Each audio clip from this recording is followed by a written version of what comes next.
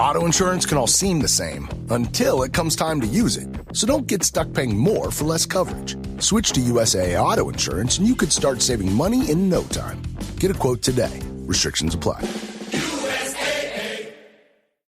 This episode is brought to you by Indeed. When your computer breaks, you don't wait for it to magically start working again. You fix the problem. So why wait to hire the people your company desperately needs? Use Indeed's sponsored jobs to hire top talent fast. And even better, you only pay for results. There's no need to wait. Speed up your hiring with a $75 sponsored job credit at Indeed.com/podcast. Terms and conditions apply.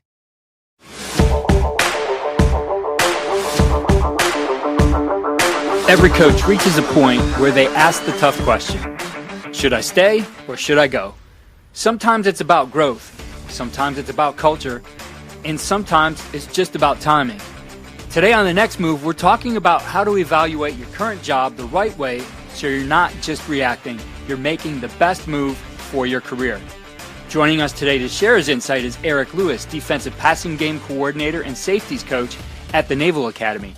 He's in his 24th season and has plenty of experience navigating through the challenges of career development as a coach. Let's hear what he has to say. There is no perfect job, but the best coaches know when the job is no longer the right fit or when it has room to help them grow. Before you send out your resume or start browsing the boards, ask yourself a few questions, right? I really think the first thing is, am I still growing? I think this is an important question. I personally have been in places where I thought I kind of reached my potential in that role, and it is challenging. You have to be honest with yourself. Is this a role that you can continue to do and give your whole heart, your whole self, all your energy into on a daily basis? If so, it might be a great decision to stay. Sometimes as coaches, as people in general, we think the grass is greener on the other side of the fence. It's not always true. There's a lot of very successful coaches that have stayed in one place for a really long time. But I do think every off season, it's important to ask yourself, have I hit my ceiling? If the answer is yes, then obviously it may be time and the opportunity for you to look elsewhere. And one thing that cannot be overlooked is really the next question. Is this an environment that's healthy for me and my family? I personally am at the United States Naval Academy. This is probably one of the best jobs in the world in terms of work-life balance. We do work hard while we're here, but I have a great head coach, is very, very even-keeled, a great guy to work for. So certain jobs, they make it difficult for you to leave. It's a lot easier when you're a single coach. You can go work 90 hours. You don't have to worry about what city you're in. You're going to be in the office the vast majority of your time anyways. Sometimes it's not a bad thing to work for a demanding, hard head coach. And then, things may change a little bit. If you have young kids, if you have a family, is the school system good in that area? Is your wife happy? Right? They say happy wife, happy life. And we ask a lot of our families, a lot of our spouses in this profession. So you do definitely have to take that into account. I'd also say this, you have to know how you feel about the situation. Is your gut telling you that this isn't right for you? I would always err on that judgment, on doing what you think is best. Take advice from your mentors, take advice from probably more experienced coaches, especially if you're a younger coach, and get all the information you can. It's your career, it's your family, you have to do what's best. But a lot of people have made mistakes and gone through some things in the past, and they can guide you with that. So I would always advise guys to use your mentors as much as you can. And don't be afraid to continually reach out to those guys. I think now that I'm slightly an older coach, I value that. I value when younger coaches come to me and ask for advice, whether it's life advice, whether it's career advice, or whatever it may be. The third thing is really, do I still believe in the direction of the program? This is always challenging. Actually just had a conversation the other night with a coach at a very big school. And I'll be honest, he doesn't believe in the direction of the program anymore. That makes it hard. Not that you don't believe in the kids, not that you don't believe in your calling, but you do have to believe in your leadership, because part of being a good assistant coach is being a good soldier. And you have to believe in what your leadership, your head coach, your coordinator, maybe your athletic department is, the environment and the culture that they're breeding. And do you want to be a part of that? And can you continue to give your all to that? I think that's an important question. You have to be all in to be a successful coach, to get where you want to go, to properly lead young men. I think it's important that you fully believe in the culture that you're in. And if you don't, maybe it's time to move. If you don't, maybe it's time to have a real conversation with the leadership and see if you can make some changes and change the culture of your program if possible.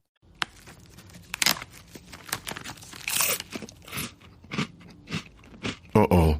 The last cookie. You can get a new box of cookies in as fast as an hour with Walmart Express Delivery. Are you my guilty self-conscience? No, I'm the voice offering you promo code EXPRESS for free delivery on your first order. Hey, who ate my cookies? You mean, these cookies? Order now. Welcome to your Walmart. Promotion valid for first express delivery order. $50 minimum subject to availability. Restrictions apply. The fourth thing is really, am I getting the recognition and opportunities that I think I've earned? I don't think any of us believe that, right? I'm sure every coach that's competitive thinks that they should, be at the highest level, be a higher paid guy.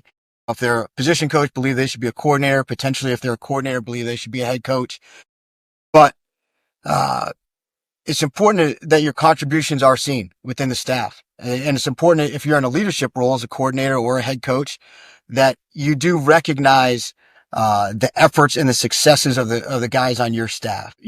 We'd always like to be promoted. We'd all like to be getting paid $10, $12 million to do what we do and do what we love. But the one thing I can say is be where your feet are. A lot of young guys are always looking for the next move, which is fine, but the best way to get promoted, the best way to get your recognition is to do a great job of where you're at. Whether that's in college as a recruiting standpoint, from a schematic standpoint, from a fundamental and technique standpoint, be the very best you are. And we always say the film is your resume. I truly believe that. And just continue to make sure that you do a good job being a great coach where you're at. And obviously the other part of the business is getting to know a lot of people. If you do a good job, your colleagues will recommend you and you'll obviously have some opportunities to move on in the future. The last thing is always, would I regret leaving this place or would I regret staying? That's always tricky. That's always challenging. Sometimes I always tend to look at it and say, hey, if I had that job already, would I leave and take my current job? If the answer is no, it's probably a good decision to go. If the answer is, that's obviously, it's a no-brainer move, then the decision should be pretty simple. But, it's important to be thankful for your current position. There's a lot of guys that would love to be where you're at. So you don't want to live with regrets and don't be afraid to take chances. The other thing is, and I was told a long time ago, it's always easier to get a job when you have a job. That is correct. However, don't be afraid to be fired. I know it sounds crazy, but you'll be fine. You're a good coach. There's plenty of opportunities out there. Believe in yourself, and just take advantage of the opportunities when they present themselves. But more than anything, I would always say, do a great job where you're at. The opportunities will present themselves. People recognize good work. They recognize hardworking guys that are disciplined, that are loyal. And then at the end of the day, take advantage of the opportunities when they present themselves. Talk it over with your family, talk it over with your wife if you have one, and enjoy this profession. It's a great opportunity. Finally, the grass isn't always greener on the other side. So enjoy where you're at. This series is brought to you by Coach-Portal.com. If you're ready to explore what's next, go to Coach-Portal.com, enter the code CC Podcast for a special offer, and make your next move. If you missed any part or want to revisit Coach Lewis's full message, visit coachingcoordinator.com to read the article and watch the full-length video. And when it's time to make your next move, Coach Portal is ready to help.